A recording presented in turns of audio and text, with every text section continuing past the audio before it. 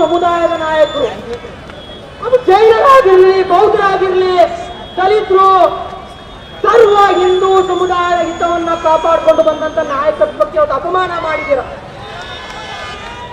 ನರೇಂದ್ರ ಮೋದಿ ಅವರು ಹಾಗೂ ಅಮಿತ್ ಶಾ ಅವರ ಗಮನಕ್ಕೆ ತರಲಾರದೇನೆ JP ನಡ್ಡಾ ಅವರ ನೇತೃತ್ವದಲ್ಲಿ ಇವತ್ತು ರಾಜ್ಯ ಬಿಜೆಪಿ ಷಡ್ಯಂತ್ರ ರಚನೆ ಮಾಡಿ ಅವರನ್ನು ಉಚ್ಚಾಟನೆ ಮಾಡಿ ಇದನ್ನ ವಿರೋಧಿಸಿ ನಾವು ಈ ಉಚ್ಚಾಟನೆಯನ್ನು ಆದಷ್ಟು ಬೇಗ ತಾವು ಹಿಂಪಡಿಬೇಕು. ಇಲ್ಲ ಅಂದ್ರೆ ಮುಂದೆ ಬರ್ತಕ್ಕಂಥ ದಿನಮಾನಗಳಲ್ಲಿ ಮತ್ತೆ ಇಲ್ಲಿ ರಾಜ್ಯದಲ್ಲಿ ತಾಲಿಬಾನ್ ಸರ್ಕಾರ ಬರುತ್ತೆ, ಸರ್ಕಾರ ಬರುತ್ತೆ. ಬಿಜೆಪಿಯ ಸಾರಥಿಯಾಗಿ ನಿಂತಿರುವಂತ ಬಸವನಗೌಡ ಯತ್ನಾಳ್ ಅವರನ್ನ ಆದಷ್ಟು ಬೇಗ ಅವರನ್ನ ಪಕ್ಷಕ್ಕೆ ಬರಮಾಡಿಕೊಂಡು ಅವರನ್ನ ರಾಜ್ಯಾಧ್ಯಕ್ಷನಾಗಿ ಮಾಡಬೇಕು. ಕಂಗ್ರ್ಯಾಚುಲೇಷನ್ಸ್. ಯಾರು ಹುಡುಗ? ಮದುವೆ ಅಲ್ಲ, ಬಿಸ್ನೆಸ್ ಸ್ಟಾರ್ಟ್ ಮಾಡ್ತಾ ಇದ್ದೀನಿ. ಹೌದಾ? ಹೇಗೆ? Boss Vala. Boss Vala, B the boss. ಏನ್ ಅನ್ಕೊಂಡಿದ್ದೀರಾ ಬಸವನಗೌಡ ಯತ್ನಾಳ್ ಅಂದ್ರೆ? ನಿಮ್ಮ ಅಡ್ಜಸ್ಟ್ಮೆಂಟ್ ರಾಜಕಾರಣ ಕಾಂಗ್ರೆಸ್ಸಿನ ಸಡಿ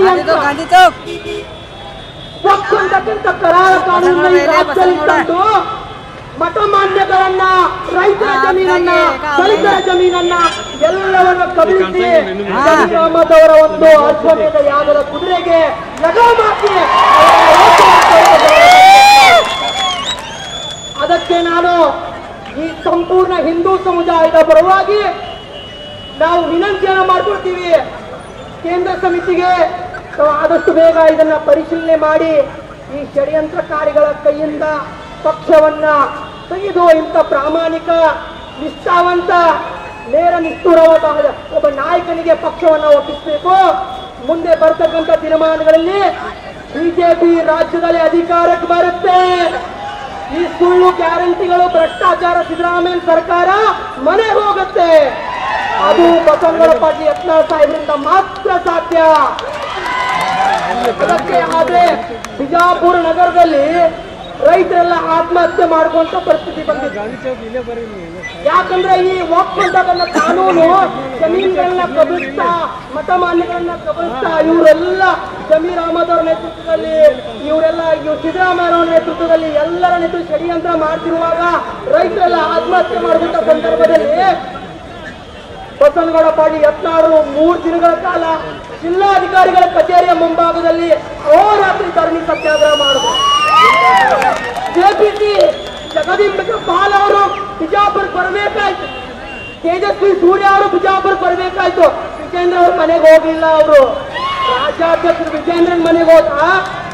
ಎಲ್ಲಿ ಬಂದು ಸಾಮಾನ್ಯ ಶಾಸಕರು, ಜನರ ನಾಯಕರು ಅವರ ಹತ್ರ ಬಂದು ಅವರ ಹತ್ರ ಮನವಿಯನ್ನ ತಗೊಂಡು ಇವತ್ತು ಇಲ್ಲಿ ಇತಿಹಾಸ ರಚನೆ ಆಯಿತು.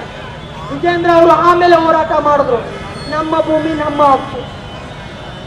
ಎಲ್ಲ ನಾಟಕ ನಡೆಯೋದಿಲ್ಲ ಇನ್ನು ಮುಂದೆ. ಅವರು ನಮ್ಮ ಶಕ್ತಿ, ಬಸವನಗೌಡ ಯತ್ನಾಳ್ ನಮ್ಮ ಶಕ್ತಿ. ಮುಂದೆ ಬರ್ತಂಗಂತ ದಿನಮಾನಗಳಲ್ಲಿ ಉಗ್ರವಾದ ಹೋರಾಟ ಅಲ್ಲ, ಮತ್ತೆ ಬುದ್ಧಿ ಕಲಿಸಬೇಕಾಗುತ್ತೆ ಈ ಷಡ್ಯಂತ್ರಕಾರಿಗಳಿಗೆ. ಆದಷ್ಟು ಬೇಗ ಅಮಿತ್ ಶಾ ಅವರು, ನರೇಂದ್ರ ಮೋದಿ ಅವರ ಮೇಲೆ ನಮ್ಮ ಸಮುದಾಯ, ನಮ್ಮ ಹಿಂದೂ ಸಮುದಾಯದ ಭರವಸೆ ಇದೆ.